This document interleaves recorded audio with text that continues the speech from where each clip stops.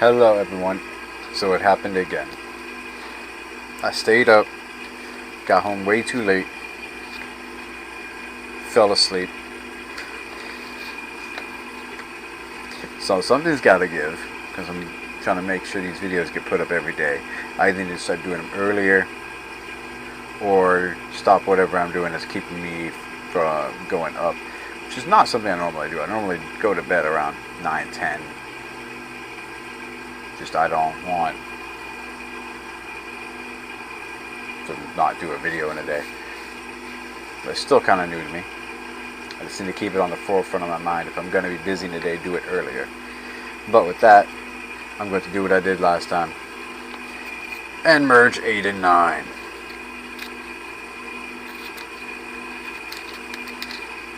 Oh, 9's kind of long. Wait, what? Where's 10? Oh, never mind. 9's not long. I didn't see 10. I thought it was kept going. Alright.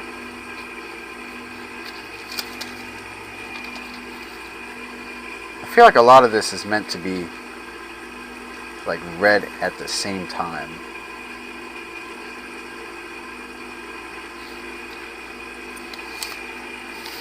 Alright. So I'm going to start. We're on Hosea 8 out of the NIV. I like to yap a little bit after the video about whatever I'm thinking about or is going on or something. Not in the world, but in my life, really. I try to stay out of world affairs and politics, or drama, news, etc. But without further ado, it's time for Hosea 8. Israel, to weep the whirlwind. Put the trumpet to your lips. An eagle is over the house of the Lord, because the people have broken my covenant and rebelled against my law. Israel cries out to me, our God, we acknowledge you. But Israel has rejected what is good. An enemy will pursue him. They set up kings without my consent. They choose princes without my approval. With their silver and gold, they make idols for themselves, to their own destruction. Samaria, throw out your calf idol. My anger burns against them. How long will they be incapable of purity? They are from Israel. This calf, a metal worker has made it. It is not God. It will be broken in pieces, that calf of Samaria. They sow the wind and reap the whirlwind. The stalk has no head. It will produce no flour. Were it to yield grain, foreigners would swallow it up. Israel is swallowed up. Now she is among the nations like something no one wants. For they have gone up to Assyria like a wild donkey wandering alone. Ephraim has sold herself to lovers. Although they have sold themselves among the nations, it will now gather them together. They will begin to waste away under the oppression of the mighty king. Though Ephraim built many altars for sin offerings, these have become altars for sinning. I wrote for them the many things of my law, but they regarded them as something foreign. Though they offer sacrifices as gifts to me, and though they eat the meat, the Lord is not pleased with them. Now he will remember their wickedness and punish their sins. They will return to Egypt. Israel has forgotten their maker and built palaces. Judah has fortified many towns, but I will send fire on their cities that will consume their fortresses.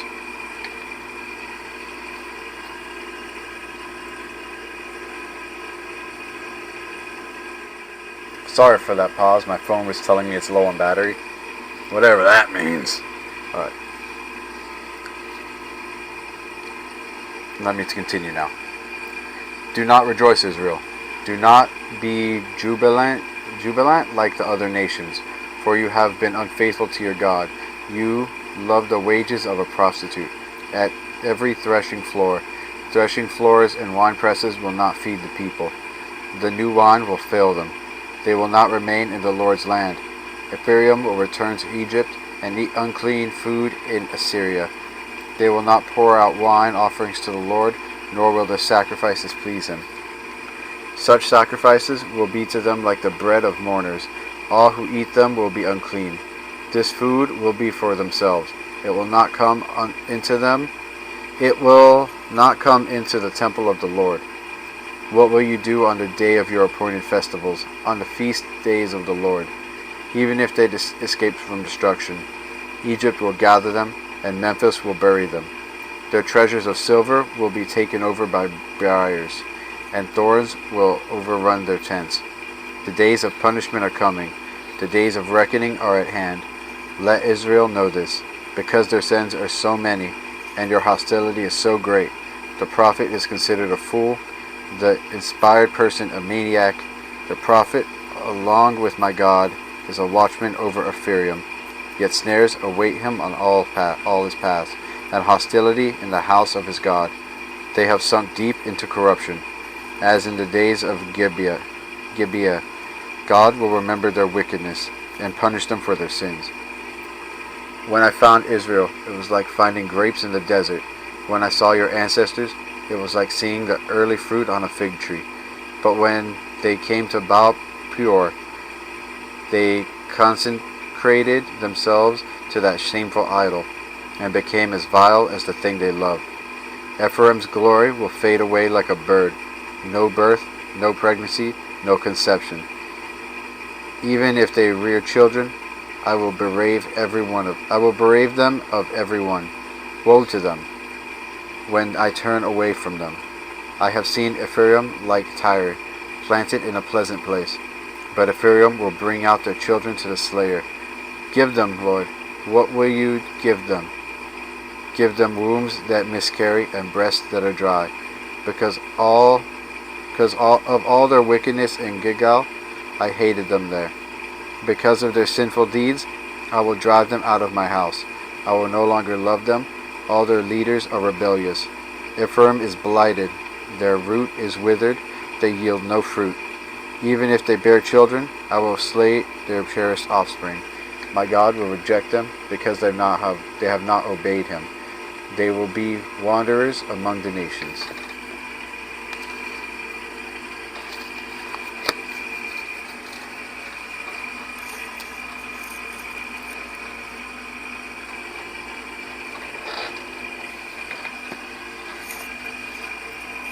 Just another thing to be thankful for Jesus for, because I've said it already in previous videos, a lot of the things that we do in our life can be compared to the things that has been listed in as their sins that they have committed. If you think about it, you can compare them in a way.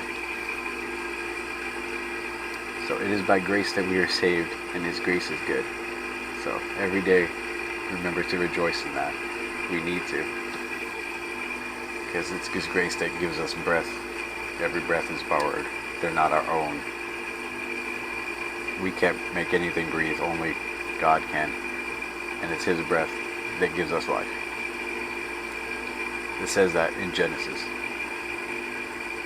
But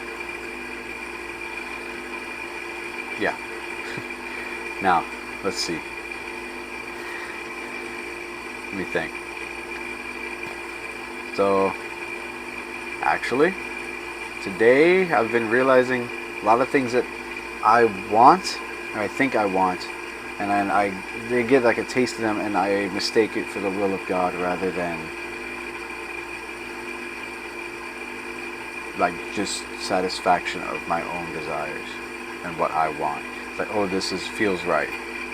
This feels right, or like this is what I wanted, everything I wanted. But a lot of times we mistake that as God's will, when God's will is for us to bear our cross for the sake of another. But even if another person is involved, we can make the mistake of ignoring the one person that we're supposed to be helping for the sake of another person, because to us that person satisfies things that we wanted, whether it be financial, romantic, intellectual, emotional, whatever. Like, it can be applied. So it's very hard to differentiate without confiding in the Holy Spirit constantly. Separate our desires and our wants from the will of God, because the will of God is always the same as it was yesterday, as it is today, and it's clearly laid out what will bear fruit in us. But we may think this feels right, So this must be what's going to bear fruit. But in reality, it's not. And that's a trick that the enemy constantly uses. Because oftentimes what he'll give us, is like wrapped up in a little gift with a bow on top, looking like everything that we have been wanting. Not needing, wanting. And it's something to be vigilant of. With that, I'm sorry for being late again. These videos should be about like 10-12 minutes maybe. God bless you all. May Jesus' grace be abound in your life in all manner. I love y'all. I'll see y'all tomorrow, actually, because forefront of my mind now. See y'all.